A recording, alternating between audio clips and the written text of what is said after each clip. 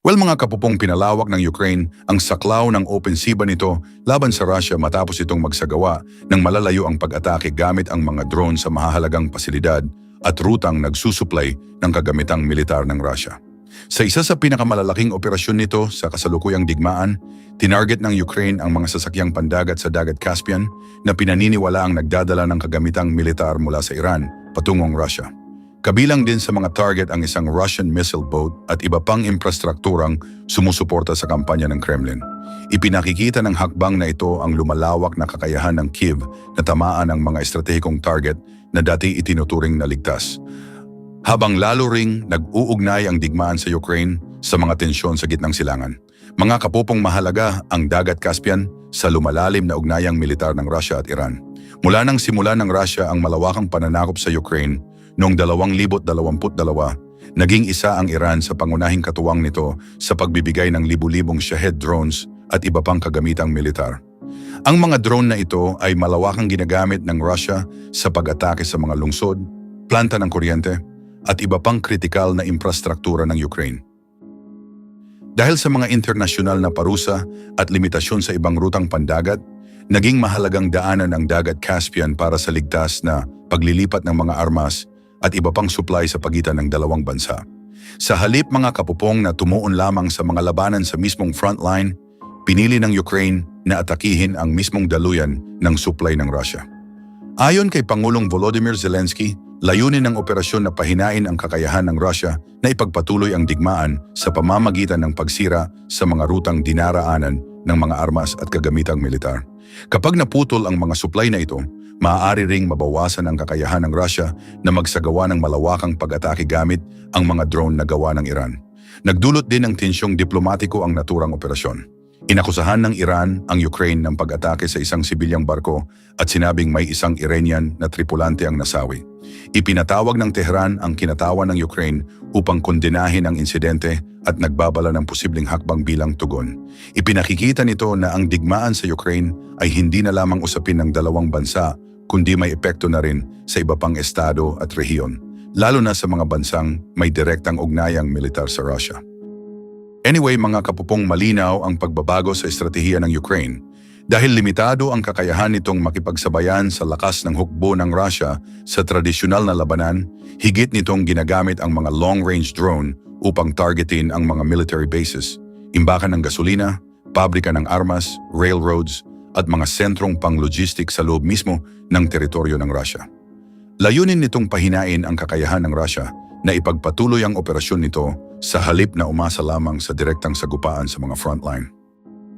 Isa sa mga pinakakapansin-pansing halimbawa nito, mga kapupong, ang malawakang drone attack sa rehiyon ng St. Petersburg.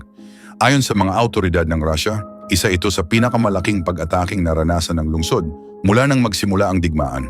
Bagamat naagapan ng air defense system ang ilan sa mga drone, nagdulot pa rin ang insidente ng pansamantalang pagkaantala sa transportasyon at iba pang serbisyo.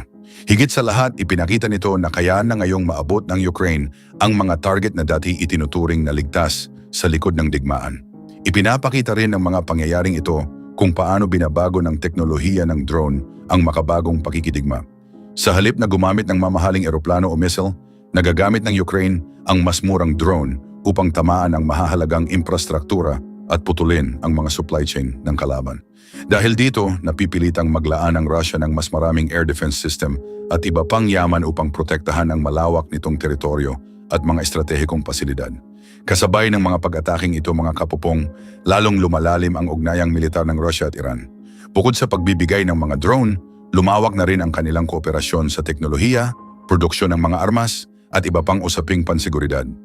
Dahil dito, itinuturing ngayon ng Ukraine na mahalagang target ang mga rutang ginagamit ng Iran sa pagsuporta sa Russia at sa pagpapatuloy ng kampanya nito sa digmaan. Well mga kapupong, naging tampok sa balita si Nicolas Torre matapos niyang questionin ang pagiging epektibo ng mga flood control project sa Davao City kasunod ng matinding pagbaha na naranasan sa lungsod. Ang kaniyang pahayag ay bunga ng personal niyang karanasan matapos pasukin ng baha ang kaniyang sariling tahanan dahil sa tuloy-tuloy na pag-ulan. Ayon kay Torre, hindi niya inaasahang maaabot ng baha ang kanilang bahay, dahilan upang magtanong siya kung naging maayos ba ang pagpaplano at pagpapatupad ng mga proyektong pangkontra sa pagbaha. Binigyang diin niya na kung siya mismo ay naapektuhan ng pagbaha, mas higit na nahirapan ang maraming ordinaryong residente na naninirahan sa mga lugar na mas mababa at mas madaling bahain. Dahil dito nanawagan si Nicolas Torre ng masusing pagsusuri sa mga flood control project na naipatupad sa Davao City. Hinikayat niya ang mga kinaukulang ahensya na siyasatin kung ang mga proyektong ito ay naipatupad ng maayos at kung nagampanan ng mga ito ang layunin na mabawasan ang panganib ng pagbaha. Ayon sa kanya, mahalagang malaman kung sapat ang disenyo ng mga flood control structure at kung nagamit ng tama ang pundong inilaan para sa mga proyektong ito. Naniniwala rin siya na kinakailangang magkaroon ng pananagutan ang mga responsable kung mapatutunayang may pagkukulang sa pagpaplano, konstruksyon o pagpapanatili ng mga pasilidad na dapat sana ay nagsisilbing proteksyon laban sa pagbaha.